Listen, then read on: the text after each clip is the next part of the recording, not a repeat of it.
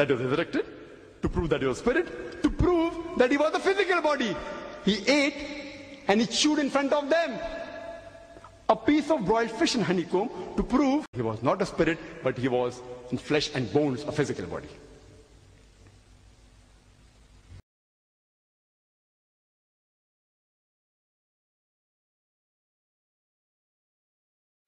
If you remember the story of Mary Magdalene, when she goes to the tomb of Jesus, peace be upon him, on the third day, it's mentioned in the Gospel of John, chapter number 20, verse number 1, as well as the Gospel of Mark, chapter number 16, verse number 2, that it was the first day of the week, meaning it was a Sunday. Sabbath day is Saturday for the Jews. The first day of the week is Sunday. It was the first day of the week that Mary Magdalene goes to the tomb. Now, why should Mary Magdalene go to the tomb on the third day?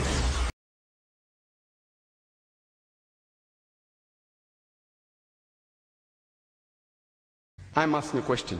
Do Jews massage dead bodies on the third day? Have you any time heard Jews massaging dead bodies on the third day? And the answer is no. I'm asking the Christians. Do Christians massage dead bodies on the third day? And the answer is no.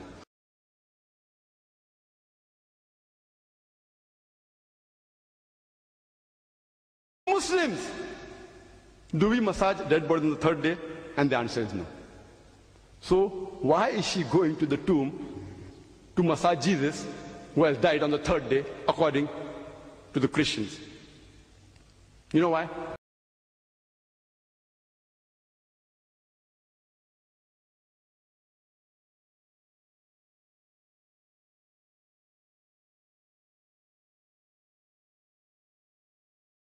She comes back on the third day, after the Sabbath day, to look for a live Jesus, peace be upon him.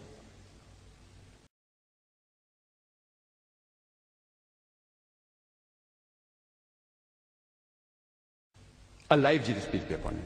And it's mentioned in the Gospel of John, chapter number 20, verse number 1, and the Gospel of Mark, chapter number 16, verse number 4, that she finds that the stone has been removed. And even the winding sheets, they are unwound and placed in a pile. The question is, why should the stone be removed? And why should the winding sheets be unwound and placed at the side, piled up at the side? If Jesus, peace be upon him, was resurrected,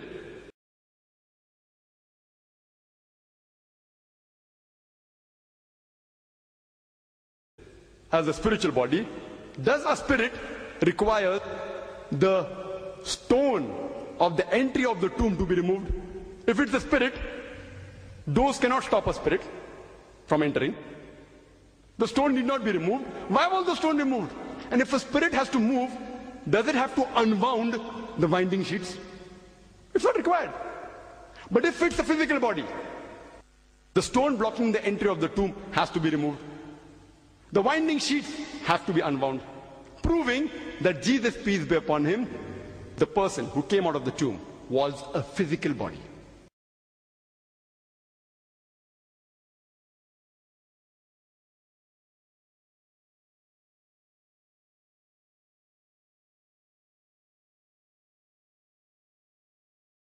Jews proving that he was not a spiritual body, but he was alive. And he says to Mary, Mary, the one word is sufficient for Mary to recognize her Lord and Master. She immediately recognizes that it is Jesus, peace be upon him. And she rushes forward toward him.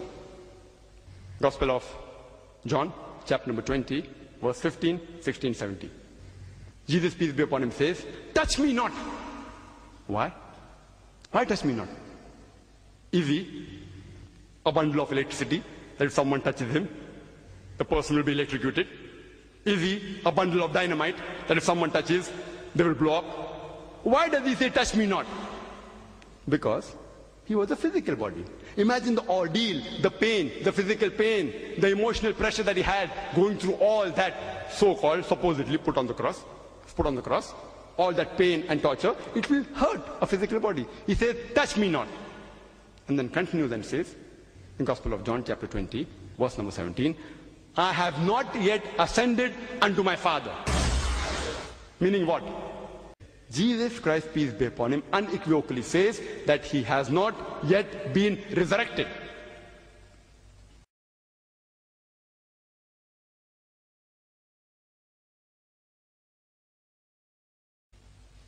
Proving that he was alive. Later on it's mentioned in the Gospel of Mark, chapter number 16, verse number 11, that the disciples, they had heard that Jesus, peace be upon him, was alive.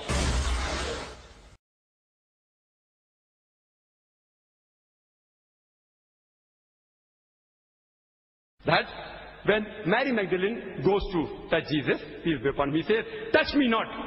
Why? He was a physical body. He was alive. It will hurt him. He was in pain, proving that he was alive.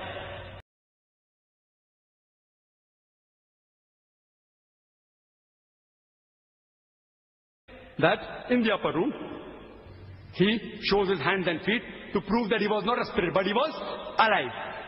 Point number 11, that they were overjoyed to see him. Why? Because they thought he's dead and the spirit form. They were overjoyed to see because he was alive.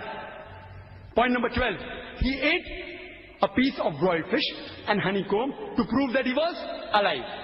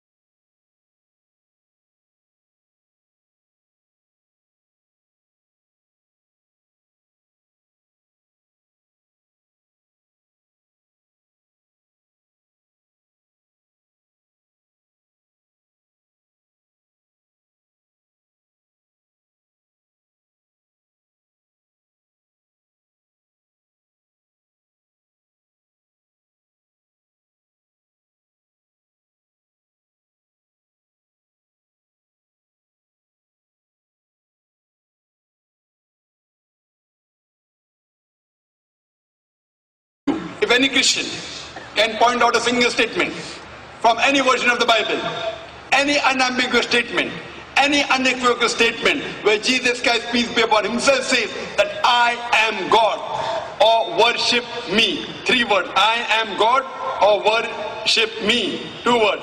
I am ready to accept Christianity today.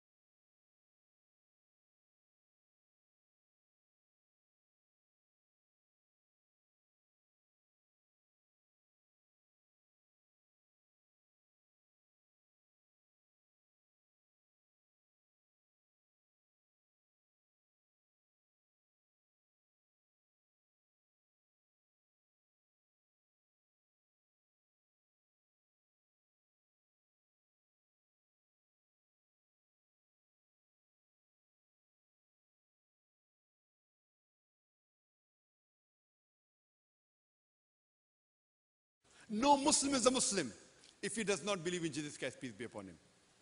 So I, as a believer in Jesus Christ, peace be upon him, a person who loves Jesus, peace be upon him, I say that I am more Christian than the Christians themselves. If Christian means a person who follows the teachings of Jesus Christ, peace be upon him, I am more Christian than the Christians themselves.